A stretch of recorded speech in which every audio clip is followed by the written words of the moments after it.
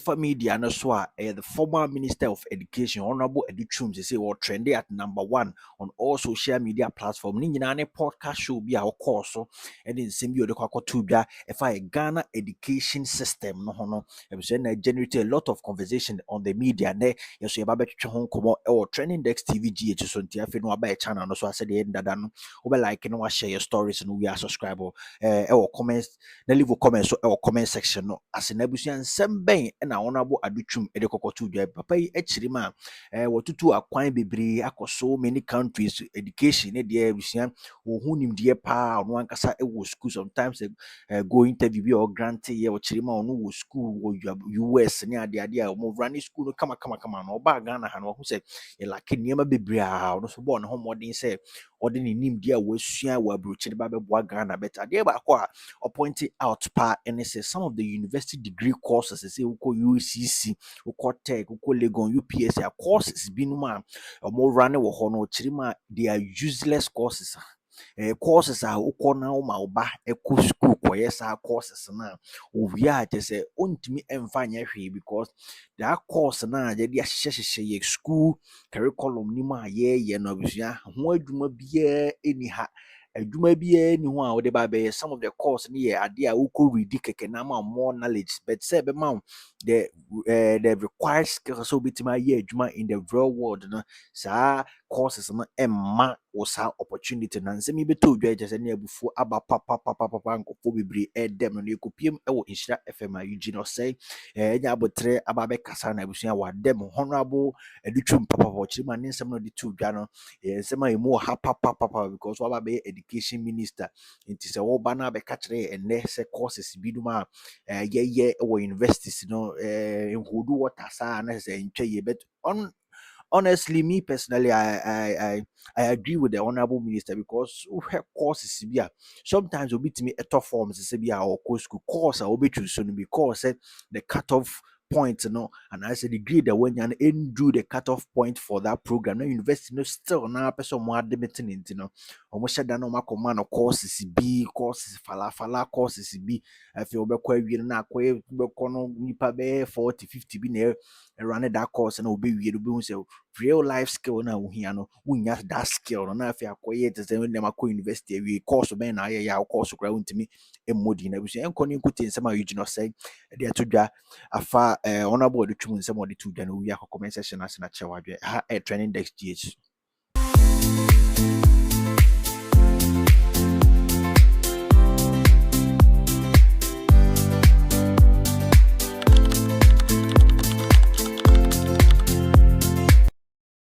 It's more nuanced than the way you know.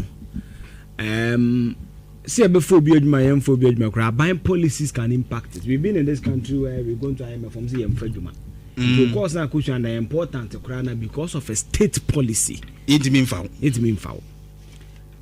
Yeah, well, nurse if I 2-3 years doesn't necessarily mean that nurse important program any important and it's not that. For me, I say it's nuanced because education should rather broaden your horizon. What I say, maybe go school beyond statistical analysis, Institute of Statistics and Economic Research, social media studies, media studies, communication. But the benefit of education is that every field they do better, you must have the basic knowledge to sustain yourself. Yeah, I think say your problem then say because your mind young create juma. Yeah. Nejuman said then and I'm not speaking out of vacuum. Over 2026 June national tracking po Musa Dan Kwadiaba. The top issues, the first and jobs. A Juman Huntino. Into Sha, Himukrana. Maybe a perfect example. Maybe I come to okay and friend of Bernard, first class student. Right. The brain will come and the Nico Ken was in a bush and for some months. I said, Uncle teacher train will be near Jumaye. Into one study. Dodo na teacher training nursing training no enye because say our pebi wo dobi wa adwuma na okoye ni mu ebusuanfo da hye nso wi obenya adwuma ye enti ya de no the decision to study a course is poverty driven it's not based on the interest enti ya one nurse fo a obi kamu pa no TikTok or the tosa oni pe abusuan so obenya adwuma ye ena nansa ebu akama 3-2 years no mutifie na nko ye so for me we must look at education from the point say nipa na ezitia what to saying publishing for it me ba my age was 6 years November presentation mun timi nye why publishing ultimate presentation only interpersonal skill the practical o man PowerPoint I won't mean yet and the problem because they won't mention information literacy skill Eugene way me mention me jina board so me mention no uni pesa wo di besua but me ko care no say try me information literacy skill how to look for information we miss a skill no it's me meteorology na me and climate science me nyanguye me tuya 18,000 masters 18 months me nyanguye and I galamsa asemo ba I have a better in-depth analysis of that conversation than the journalists on no background economics so no knowledge is useless it's just that it hasn't come to a time you apply that knowledge so that is the only nuance that is missing in the education system as a Ghana under Dr. Duchum you see University for Local Government yeah. Into him for the no credit. Yes, University for Local Government. We need them. We need them. Yeah. Doesn't mean the government employment but you know what that means? Government can employ them. Tina make us say employability is a social and socio-economic function. Abayin betimi aka say the one flood the cost Accra no sorry. This will be here flood officers too. Automatically boom and that's of course important but just by the policy of the government you know suddenly of course now by important MBA buzomo me MBA kroma no ebra banks and then competence started MBA near tugu so and law and then law school be law and a man nurse and be fire ni so ne hu say we are na unya djuma obi be so yen nurse so that policy ni favor so that is why I began by saying that employability it's a function of state policy and socio-economic variables eti publishing na e bia wo kono we are safo mo etwa buku no munya hu no akotwa buku ni baba betimi akasa bia printing book e kofa na Ghana nyina amejai yen print book no Ghana suddenly there's interest for that so employability is a social function e ya ban no na betimi akasa me pewi me yegwe me yenhihye yegwe wo na esi ni biwani na so da wa yesi Barbados funny assign contract say here necessary ebi kura na wotifie but what I say it is an university program be anywhere ba na me hu ne say ye ko school no e fa dwen ben me pa adwuma nti me yu say tutu multimedia ni wa medidi because me ba mu no me hu nyansa say e free bibi YouTube kakran medidi no kofio but what I say nti wo mu no ana da bia me ka youth ne say sa akodi di we atem kokafu kire we kotagi we no adwuma na wo mu no what other means can you use to sustain multimedia digital media ni wan kagu because obi enu obetwa advert road back come am Bella ni Gisela ene na hini ati say chiref ye boutique advert I celebrities why not Satalia na e no advert say akoko oti ase boutique that's right but so multimedia will do event multimedia will do digital media that is what utilizing the knowledge that is what education is supposed to do make you didactic make you as a military for training you know in swota or survive it in swanta or survive it sana is education dem go school say chinchina mi kolona wo kwelo for say me na voice lawyers I end that some of them no mo ya e so oye ya wanya adwuma say no adwuma na baby be privilege you cry den what to qualify you to become a lawyer. So have the back of that the education is coming to reform me. One of the most things I'm gaining was my masters. My first contract I'm here with a public agency. I got an asset from that contract. Me mate. Who the one me near den class rep me near not say you wait on the contract mommy. Na me here. I got asset from that. Right. That is my mate. You see? Okay. Me mate to when education. You have some energy in kwa dia. BBM the problem, yes, of course. Yera educhum ekase course no ehu hia. Ananse bia enya dia ehia ya. As he was saying, say relevant. And the word relevant says I say hia.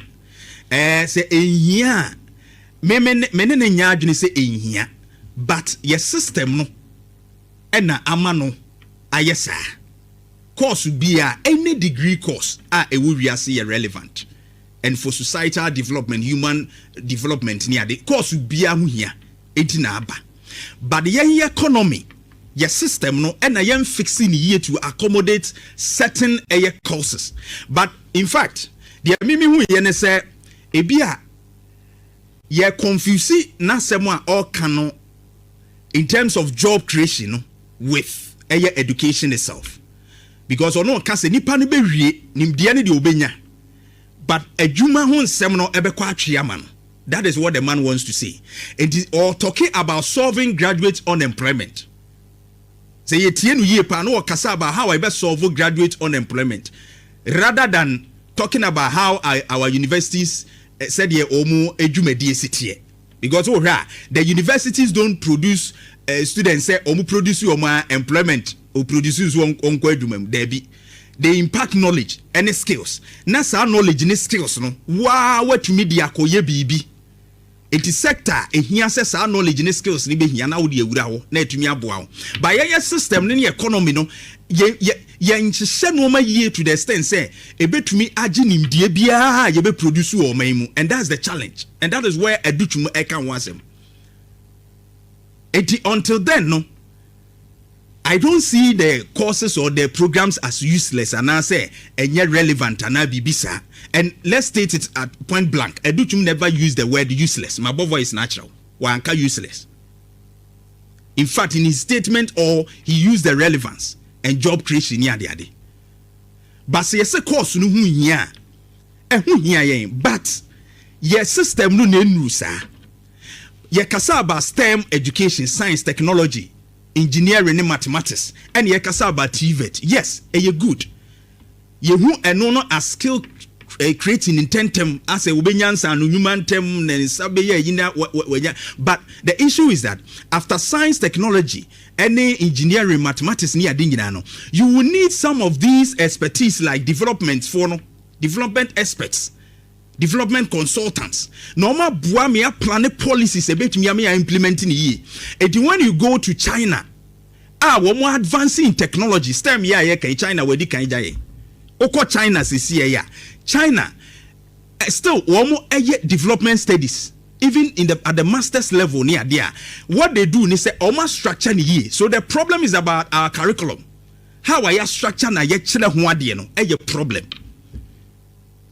Problem. Na me pesa ode China de ne to so mame. What matters right now is how we teach it. Said you see a plan, said you see a woman. Because you have lecturers or Chirakwalana dear wa Ghana. And so examples ni applications are all men US, Western, Juan, what they mano. It you no the old day man no any applicable wa. Original student in any much no. No what say examples or they ma unina ya bruchre die. Enti wo Ghana ha no me makoto board ne banche no say na knowledge na wo dey ma me metimi apply ma na yi no eno no ho ade kire ne ye problem. Enti how are you see kire ade ne problem, but not the program itself. Now Osha China wako nanim in STEM education like technology, science ni ade na oye master of China development studies. It was development studies, but our structure in such a way say a bit favor country na ye China no. It be better you say the China Development Studies Program emphasizes a comprehensive understanding of China through its global local interaction and regional variations in politics, economy, trade, investment, environment, policy making, tourism, and urban development. On say a challenge pass or high urban development. How are you developing your kurakesi and on the problem or say China there or mama course no more ye ba oma program in such a way say at the church woman who kwan abefa so ade say nimdie no beboa ama China say ba amanyosem say ba economy mu ebedwadie mu trade investment policy making ye nhihye ye bema oman no etumpo na nkuro etumpon a China ye ne de ne say courses e waase ni nyina oh yeah ebema o say nimdie no or say the prime objective of the program is to educate students to become capable personnel for firms.